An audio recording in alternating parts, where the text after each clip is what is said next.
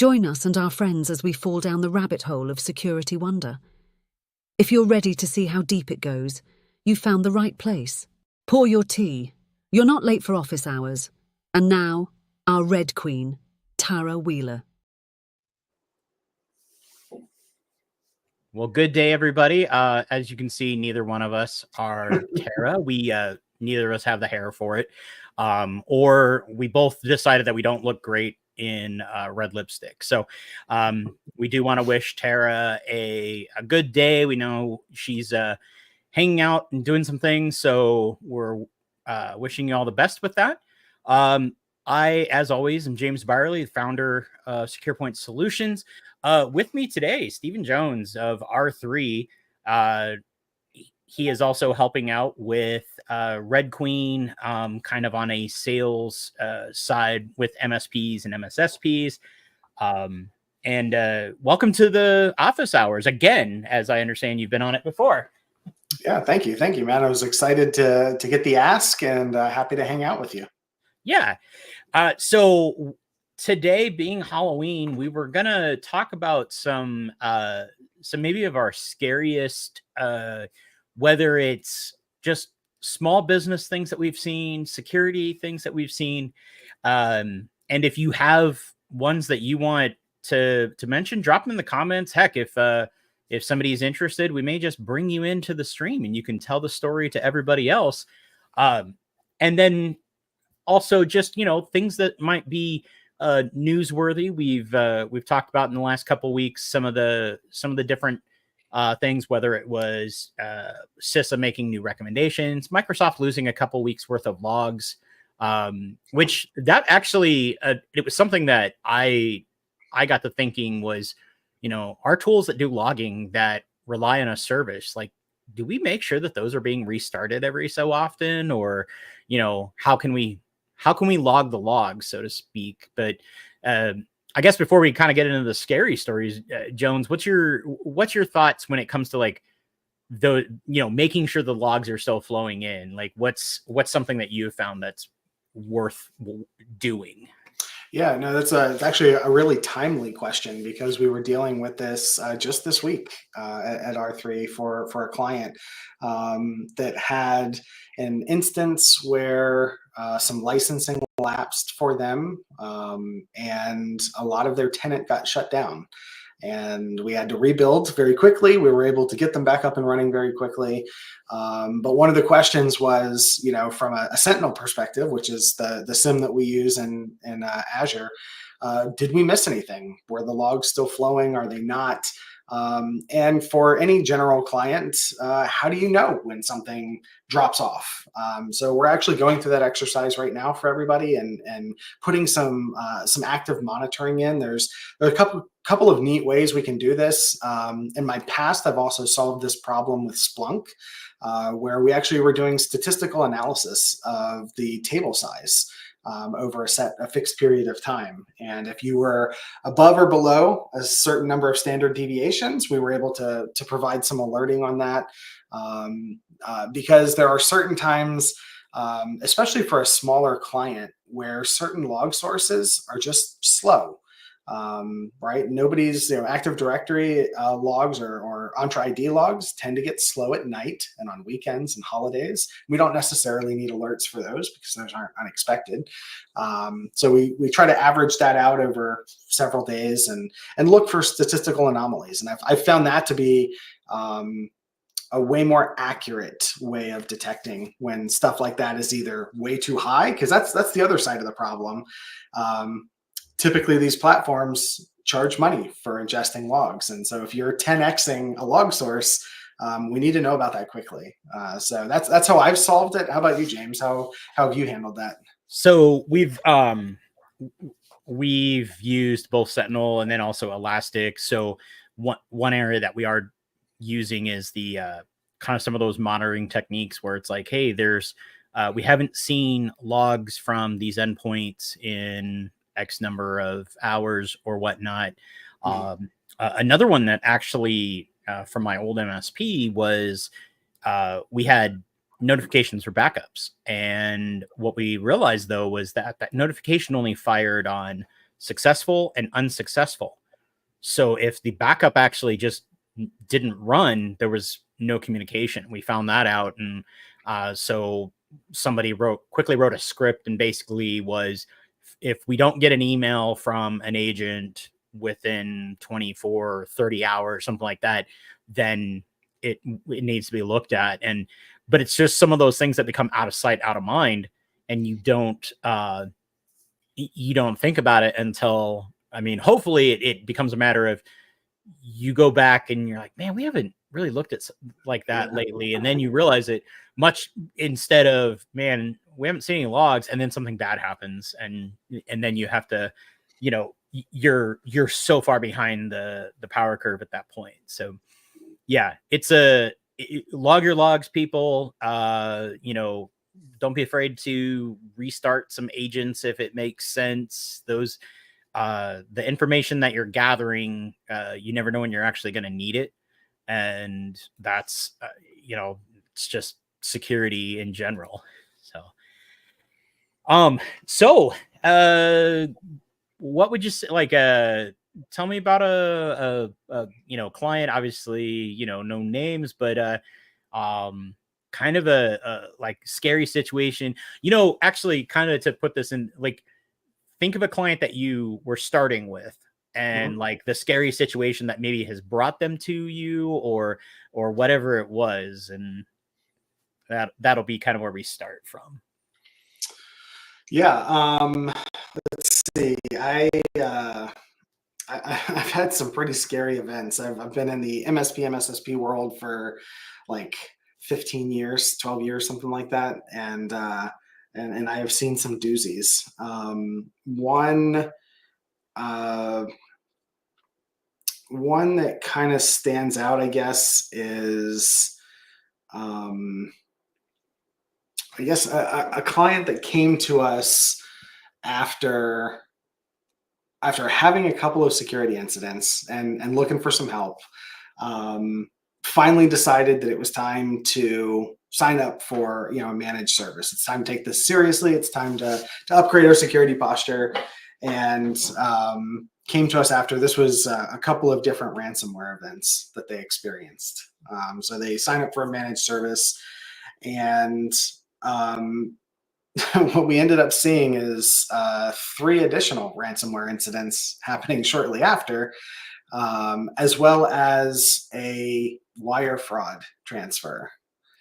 And those are the absolute worst. The ransomware incidents were quickly remediated. We did have an EDR technology that was able to help mitigate some of that. But the wire fraud, they got that 3 times in increasing amounts. And that was even after us making some very proactive recommendations that time to implement some better processes. One human being should not be allowed to wire transfer tens of thousands of dollars, by themselves without a secondary person involved in the process. So, that was the first time we made that recommendation. The second time, the same individual happened again. Third time, it was 5x the value that we saw in the first 2. But still having the same problem, right? Which is they did not change the process. One person could still do that, and all it took was somebody injecting themselves in an email conversation. It was actually a vendor that got compromised, and they were able to man in the middle of that conversation. They watched it for a little while, and then just copy pasted a message, but changed the routing information for the wire transfer. So those are scary. Those are absolutely terrifying, especially for the client, right? I mean, they've just seen tens to hundreds of thousands of dollars leave. With those, timing is of the essence. The faster we can get involved in this, the faster we can get the FBI involved and the bank involved, really increases the chances that we're going to be able to help. So I would say that's probably one of my most scary situations is, just a client that would not take those recommendations and really help themselves. And as a result, suffered, some pretty bad incidents. And that's something I found out through a client that came to us because of a BEC. Like I guess I had never realized that ACH transfers aren't protected like a credit card transfer would, which is kind of crazy to think. Like, okay, if somebody snakes my credit card number and goes out and buys a $50 gift card to Dunkin' Donuts, that I'm going to be made whole. I'm going to get that $50 back. But if an ACH transfer happens and it's for $80,000, it's just, hey, sorry, this, it looked official to us. And that's really tough, tough pill to swallow. And it's also, I always think when I hear these really the bad stories, the bad things, it's like, okay, first step is, your forwarding rules for email. Like if you're not, that's not necessarily always the case in these BECs, but a lot of them I've seen, a forwarding rule gets created at some point, and that's how the attacker is reading the mail. And so alerting for those of you that are blue teamers, make sure that you have alerting, make sure that you are actually auditing the existing forwarding rules. For a client, and this was not necessarily anything bad, but it was more, we found that somebody had a rule set up where they were just automatically shuffling off security awareness training emails or something. And then also somebody was, ignoring their boss with just a regular old mailbox rule. So yeah, check those things from time to time. You'll find them out there. Yeah, the BEC stuff is never fun. I would say, so this one kind of, they weren't necessarily, well, they did become a client, but so in my old role, I did a lot of network and security assessments for MSP, and we would, find the things that were wrong, find the things that need improvement. And then of course, work with us, we'll fix it, and you pay us monies and all that good stuff. Well, did an assessment for a smaller city, and just a lot of things wrong. Your backup's not great. It's a really bad strategy. Your passwords are trash. You have open ports from the outside that could be usable. And obviously when we talk to people that aren't in tech, it's very important to kind of give them the so what that impact could be. And honestly, as we were talking with them and I'm putting this in there, I'm like kind of getting tired of just saying this can end up in full compromise. Like I was almost like copying pasting that, that into every finding, explaining the impact. And so they took the report and they said, great, we'll let you know. And then 6 months down the line, they reached back out and they said, we've been compromised. And what was really scary was that I had kind of laid out in this report, I had laid out what the most likely path to full compromise would be. And that's exactly what happened. And in fact, there was even to the point that there was maybe some sideways comments that maybe that James guy might have actually done it. And I'm like, man, I am not built for jail. It's like, no way. So, and so then it obviously becomes a whole new thing where, now they need to recover. They can't, in this case, they couldn't bill for water usage. They couldn't pay city employees. The whole thing was just, shut down. And so they paid, a huge amount of money for us to help clean it up. They paid for us to do the assessment. And I just, I thought back to how, man, we could have closed half those gaps with like a few PowerShell commands, just to close up the more obvious things and then start working on them. And here you made this choice. And it's really tough when you run into that, because you want to be empathetic to the situation, and you do kind of want to bite your tongue with the whole like, oh, color me shocked.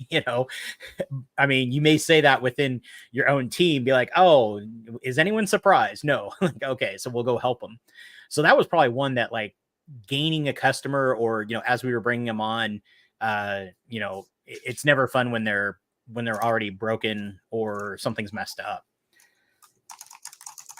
Yeah, and I think that's always a struggle for me in the past, and kind of as we go into an engagement, when you have the foresight to see something like that, um, is being able to articulate, like, to your point, James. I laid out the exact attack path that was possible here, and um, you know the client chooses to or chooses not to take it, and and it ends up that way. Part of you does want to go like, "Ha, I told you," and we told you this was going to happen, or this was possible. And I think it's always an exercise in patience and empathy, to understand sometimes always that who we're talking to, how we're communicating with them. They may not have the same priority, they may not understand it the same way, they may just make a different value judgment. And so it's always tough, to know you are right, to know you're going to be right, and to still take that incident report and go, okay, we're on it, we're going to help. Have you ever encountered one where you've helped clear up the incident, but then the customer is like, all right, we'll just go back to the same old, same old? Yeah. Oh yeah. Yeah. Yep. That's really frustrating. That's actually, I can't tell you how many times, my team members have felt demoralized after that. Like, they spent a lot of time doing an investigation, like helping a client get back to where they needed to. And this is their craft. This is what they do. This is what they're passionate about. To be told, hey, we're just going to do what we did before. Thanks, but we're gonna roll the dice there. And I think this is something that I've seen. I think the tide is starting to shift on this, and I think the big driver, things like cybersecurity insurance now requiring that you actually do something, right? And when 10 years ago, it was a completely valid business decision to just pay the insurance company, whatever our deductible is, to get the incident covered. Yeah. Because it was cheaper than hiring an MSP or an MSSP or something like that. But now, I'm actually really grateful to see that the tide is changing on this. I stand on my soapbox and say this till I'm red in the face. I think every company, it doesn't matter what you do, whether you make flip-flops or hot dogs or microprocessors, it doesn't matter, right? You have computers, you have data, you accept payment, you have employees and all this other stuff. And small company or not, I think it is easy to say, I'm a small company, I can't do that. It's not, I can't focus on that because I'm making widgets over here, or whatever. But the reality is you do have a responsibility. I think it should be a part of every company's core value. Again, whether you make flip-flops or hot dogs or not, it doesn't matter. Yeah. Protect data. You should have that as part of a core value. I always think about, when you talk about protecting data and sort of that duty to things, we have employees here, and for those employees, this is their livelihood. And, so if we were somehow shut down, if we found ourselves kind of, having this huge loss of reputation from a failure on our part, that's putting people out. I mean, it's not just me saying, okay, I guess I'll go get a normal 9 to 5 and move on. It's a whole other, set of people. And you'd said, about the, that duty to do something about it. And there's one thing that I remember from a few years ago, well, a while back now, but it was a couple doctors in a rural town in Michigan. They got hit with ransomware, and they were both old enough where they said, you know what, let's just retire.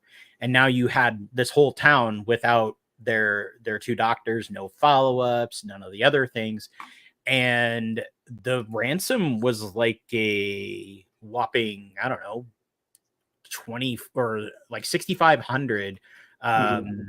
you know, and I was like, that's ridiculous. Like they could have, that seems to be, like it seems like it felt like a drop in the hat, I guess is the best way to put it. Sure. Yeah, yeah, no, I agree with that. I remember, we see this, you see this all the time. There was an incident that happened, I think it was earlier this year. It was a company that manufactured some sort of heavy equipment. I don't remember exactly what it was. Forklifts, I think. Okay. Forklifts in Ohio. And they got hit with ransomware and through a phishing email, and it shut the whole place down. And for like a week or something like that, people couldn't come to work. And this is a small blue collar town, right? And hundreds or thousands of people in this. It's like one of the largest forklift manufacturing facilities on the East Coast is completely shut down. Everything locked up. So all these people, went home, no paycheck, can't come to work. Not to mention all the downstream disruption of other people who are running businesses that need to buy forklifts or have their forklifts repaired. So I think that is one thing I would love to echo to everybody is that, again, I think sometimes businesses get very focused on the tunnel vision of like this, how this affects me and my business. But you do have to factor in employees, you do have to factor in customers and your reputation and all of the downstream effects that come, as you being part of the economy and part of Yeah. the supply chain for some of these things. So, a silly phishing email turns into thousands of people that can't go to work, have a cut in their hours, less pay, and there's just a lot of ripple that comes out of those things Yeah. where, focusing on what you need to do and really taking this seriously prevents a lot of this stuff or minimizes it, reduces the impact. Yeah. And I think with the smaller businesses, that's so much more impactful. I just did a talk recently at a conference and talking about small businesses becoming that sort of beachhead for attackers who then moved to bigger ones. And the one case that always stands out to most of us in the profession is the Target breach in 2013. Yeah. And during, as I was prepping this talk, I'd read, Target had a 0.2% drop in their stock or whatever, and they estimate the total cost was $1 billion. But I can say that short of maybe not as many check stands being open, I don't remember any of the Targets being closed. Everyone went back to work. Everyone continued to work. They just swapped out point of sale machines. They, maybe had more technicians running around. But yeah, it didn't. They just kept on going. And I'm gonna guess that maybe they had a plan, or maybe they didn't. Of what if we ever had to swap out all of our point of sale terminals? And Yeah. and so that, yeah, business as usual. Everyone's happy, still running around their red polos. But a small business that gets hit with ransomware or anything like that, and they can't pay it, they can't restore from backups. Like it's a really, yeah, it's so impactful there. And there's there's got to be a line where a company could survive it. I don't know what that line is. Yeah. Obviously it's making as much money as Target does, but where that is. So I mean, I guess I'd say that if you're big business, small business, you have to look at it from that way. Like you could be one click away from financial ruin or something else. So. As you were talking about that, I thought of to get us back on the spooky track for Halloween today. I thought of something that I've heard a lot, and I wanted to ask you, just as another practitioner, are you still hearing this today? And that is, when you're presenting a solution, a security solution, or something like that, a managed service to a small client, right? And think the small side of SMB, single digits, maybe barely double digits. Do you still hear, "I'm too small, they don't care about me"? Do you still hear that? That is the scariest phrase, I think, It, I've heard. oh my gosh, it's like you saw my talk. Yeah, it's one of what I call like the three myths that I always hear, Yeah.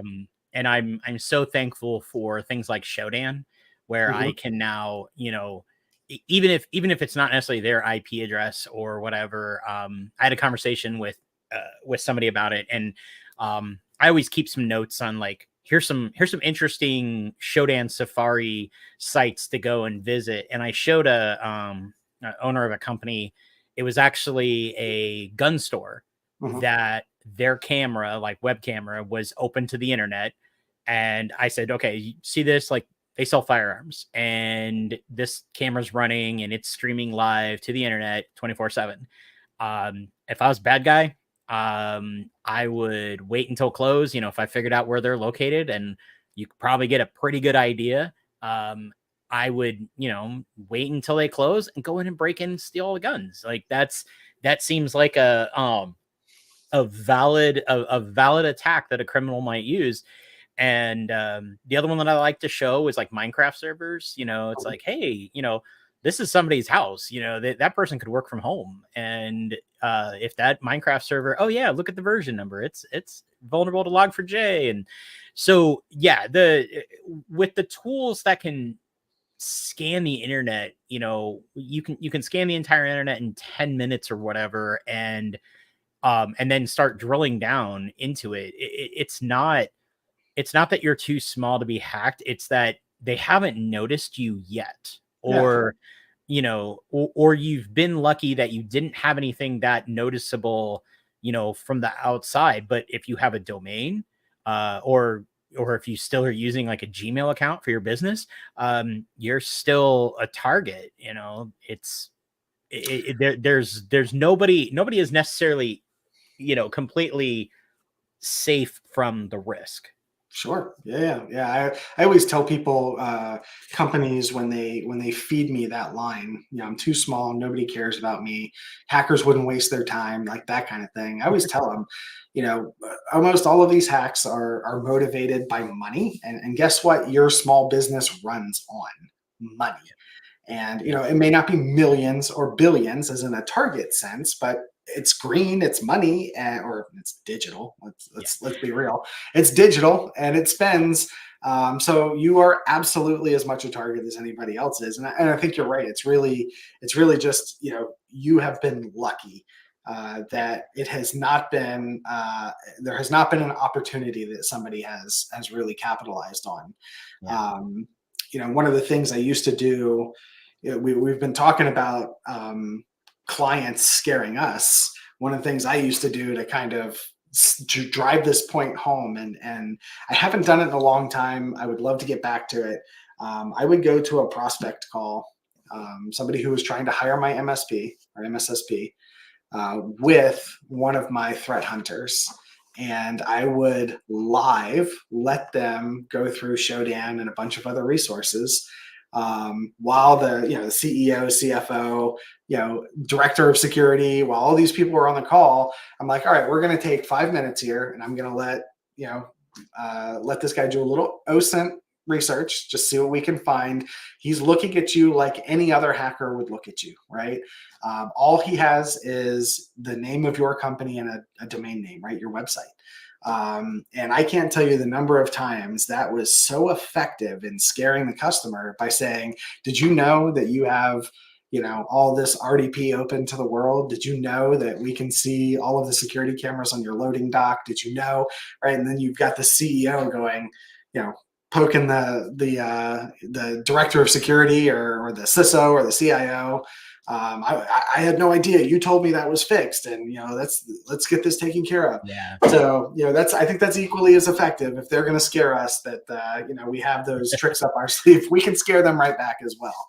Absolutely, absolutely, and even if you're at least able to tabletop it, and they're willing to listen, because obviously they're still gonna need you to throw it right into their face, but um, if you can talk, kind of end to end what something would look like based on what you know of their environment, because most people don't think like the bad guys, and Yeah. that could be just lack of knowledge, or maybe we're wired weird, whatever the case may be. I think, I did a security awareness a number of years ago for a big law firm. Like they were big enough that we actually did 3 different sessions so they could all attend live. And I was like, I'm going to do a quick demo, of something.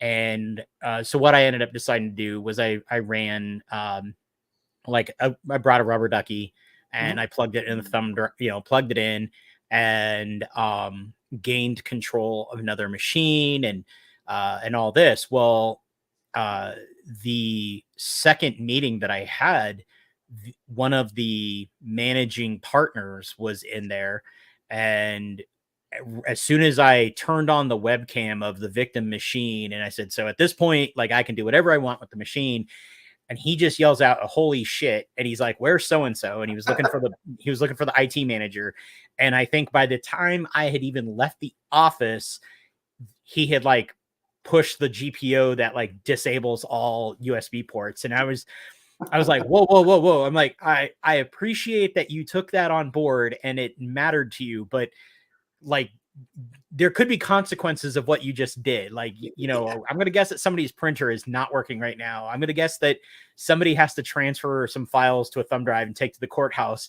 Um, you know, and maybe, and I looked at it, I'm like, maybe that scared him too much, but it is necessary at times to kind of shake the person a bit, and get them to realize that, especially the way their office was configured. I could have walked up, chit chatted with the receptionist, plugged the thumb drive in, and nobody would have known. Yeah. And that's you know, and those physical type attacks, they don't happen nearly as often as people do, and that's mostly because doing cybercrime inside the United States is not the best option. The FBI is pretty good at catching those people. That's why so much of it takes place outside our borders. And that was something that you were talking about before when we were discussing the oops, hold on. I was trying to do something else, and buttons. What are they? We'll just keep it this way. But now hearing about how ransomware, the ransoms have come down considerably, Sure. because because now ransomware has been commoditized, where you can buy it like any other piece of software. You can pay a subscription, Yeah. and for a small business, if they were to get hit and they're like, oh, if I pay $500, I can get my files back.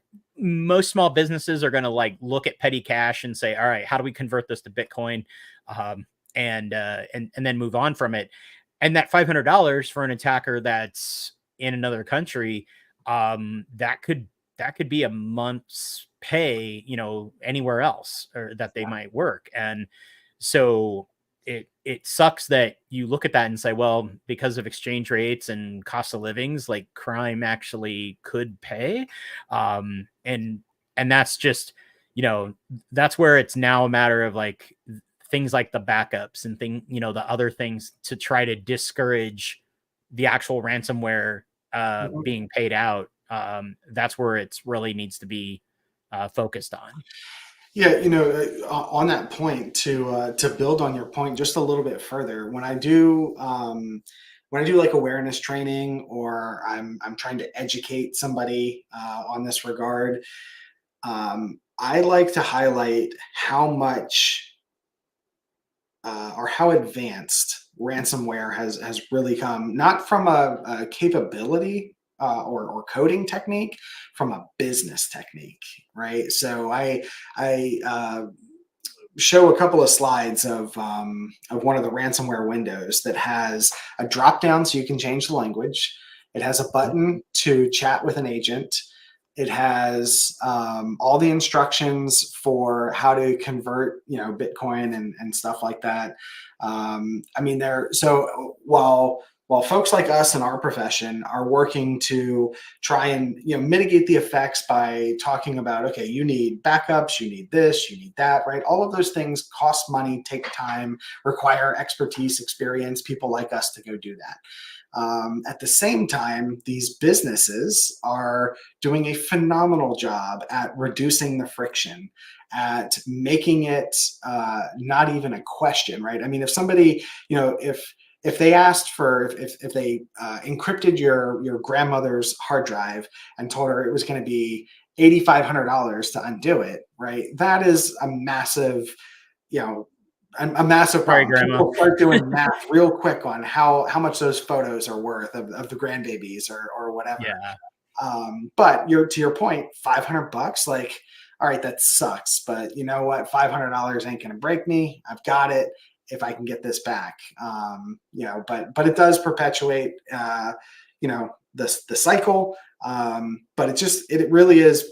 You almost have to acknowledge and admire the brilliance behind the fact that these folks are working as hard as you and I are to figure out how to make their ransomware more attractive. How to convert. Right? We talk about converting websites and sales and stuff like that. They're doing the same thing. It's the same business, just with a slightly different outcome. Yeah, and I think of one of my other kind of funny anecdotes from the old MSP days was we gained a client who had been ransomed, and they no backups, whatever, and and this was even before you really could chat with them. It was a matter of you send the money, we send the key, that's it. And getting Bitcoin wasn't as easy at the time, and so we had to drive 2 hours with like 10 grand to go to Omaha, which was like the closest Bitcoin ATM at the time, and feed in the money and get the Bitcoin. It was like, and and actually, like, the conversation then kind of spun around in our office was, should we maybe purchase a chunk of Bitcoin now, in case we get those, because they weren't quite yet at that stage of where they were sending those and they were time sensitive. Yeah. But still, like, trying to do that and help a customer who's like, what the heck is Bitcoin? Like, it'd take me all day to explain it to you. Just give me the money so I can go drive, and then I can come back and get this going for you. It's now it's easier, but also at the same time, it's not necessarily a good thing, especially in light with the bad guys, what they're trying to do. Yeah, one of my favorite stories, and I brief this in awareness trainings as well, is this was in the news. There was an elderly woman, her computer got ransomwared. And the only reason we know about this is because a younger neighbor sees her standing out on the curb. And he says, hey, like, what's going on? What are you doing? And she tells him the story. My computer says that everything is encrypted, and it wants whatever a Bitcoin is. I don't know what that is. The attackers had actually called her and arranged an Uber to pick her up at her house and take her to an ATM. And she, so that is, you want to talk about full service and scary. Fortunately, the neighbor, this is the reason it made the news. The neighbor was able to prevent her from getting in the Uber and, ended up helping her out. But that is the level to which these businesses are willing to go. They will send an Uber to your grandmother's house to take her to the bank to get Bitcoin. And that's horrifying. That's absolutely terrifying. Like, to make it so much of a convenience to steal. I kind of think, like, we call it ransomware, and it totally makes sense, but really it has become an extortion racket, especially with these smaller amounts, because if you get hit and you pay that $500, you can get your stuff back. That attacker, especially if you don't take much in the way of steps to close things up afterwards, that attacker is like, I bet I could go attack Oh yeah. that business again. Yep. They never did find my implant, and those things. So because I mean, to talk about proactive threat hunting for an office of 10 people, that's, it's Mhm. crazy. I mean, we do some things there to try to find it, but it's it's a tough sell to a company that small.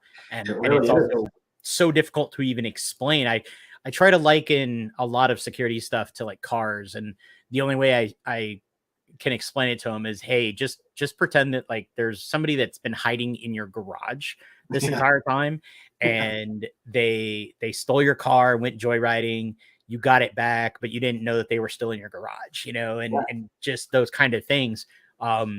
It's it's tough. Do you get the impression? I often get this impression, and I'm curious if you have had the same impression. And again, humans are notoriously bad at doing a lot of things, right? Like statistics and probability are terrible for human beings naturally. I get the impression that people who have gone through an event like that often, and I don't know that I've heard them say this, but I think they think it is. I think they think lightning won't strike the same place twice, and it couldn't be farther from the truth. It is not lightning, and in fact, electricity will take the shortest path to ground. So, Yeah. in this case, the analogy may be apt, but I do feel like people think that when they go through that, it's like, oh, like I'm through it. Like glad that's over. But to your point, it is often if you pay that ransom, hey, I know they will pay this now, and I still have a back door. Yeah. So it is actually. I feel like people take the opposite tact that they should be taking. Yeah. I've had companies, that they've been hit, and then they've come to us or whatever the case. And almost one of the first things I ask after they've told us, yeah, we had a ransomware or phishing or whatever, what steps did you take to ensure that didn't happen again? And usually it's like, well, I'm not really sure. And um okay. So yeah, let's figure that out. And uh that's because yeah, it's that same thing. You had you had a fire in your house and it was because of bad wiring. You just put more wiring back in there? No, you wouldn't do that. You would do something better. Yeah. And it's just those explanations to customers. And I've never seen a customer, or I've never seen an incident cost way less than what probably the preventative would have, um, even if that preventative was only half effective, like it's still better than nothing. Um, yeah. Absolutely.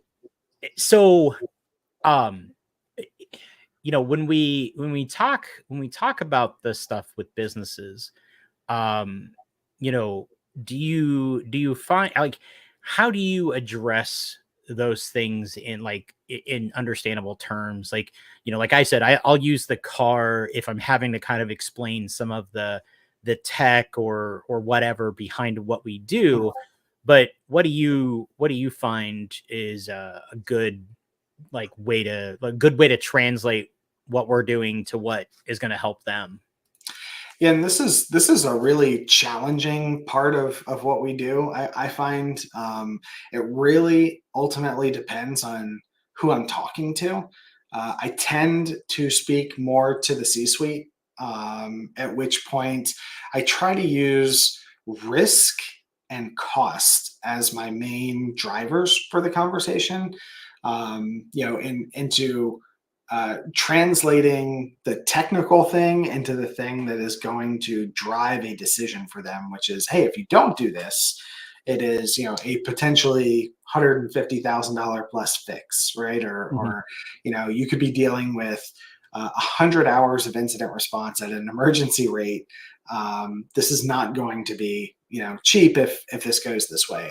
I find sometimes you don't even have to go through the technical explanation. It's really about understanding who you're talking to and at what level they care, right? And so if it's a CFO, it's always going to be dollars and cents. That's the only thing that they see. That's their purview. So you need to translate it to that. If you're talking to CIO, CISO, we need to translate into risk and maybe some cost as well. And then from a CEO, typically we want to talk. I need to translate what we're talking to into the image growth, the loss of revenue, things like that everybody kind of has their own language, and it's almost never tech. So always have to figure out how do I use words that this person cares about. So that's how I've done it. To certain degrees, of course, if you do have to explain a technical concept, I try to always remember, explain it like I'm 5, and practice like I'm explaining to my daughter, like how this thing works. Yeah, absolutely. Well, so we're getting here to the end of our webcast. In keeping with Tara's traditions, I always like to we always like to end the webcast with a question for our guest, and I'll just borrow from Tara's bag of tricks. So, Jones, if money was not an object for you, what would you be doing that's not cybersecurity or IT? Let's see. I have had this question once before, and I think I chose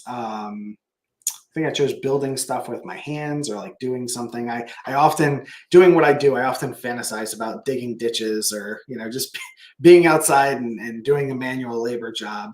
But I was telling you, James, I run a horse rescue. So I would probably just do cowboy stuff all day. That's what I would do. I normally am in a cowboy hat, and I'd love to just be outside with the animals in the barn, doing cowboy stuff all day. I love it. I think that would be something, really cool. I've not been around horses nearly as much as you or many others, but yeah, that would be cool. Just out there taking care of them. So awesome. Well, I appreciate you joining, and we're gonna probably have some more conversations in the future. For those of you that are out there and have questions on cybersecurity, on compliance, feel free to reach out to Red Queen. But from all of us here, thanks for joining. Bye now. Thanks.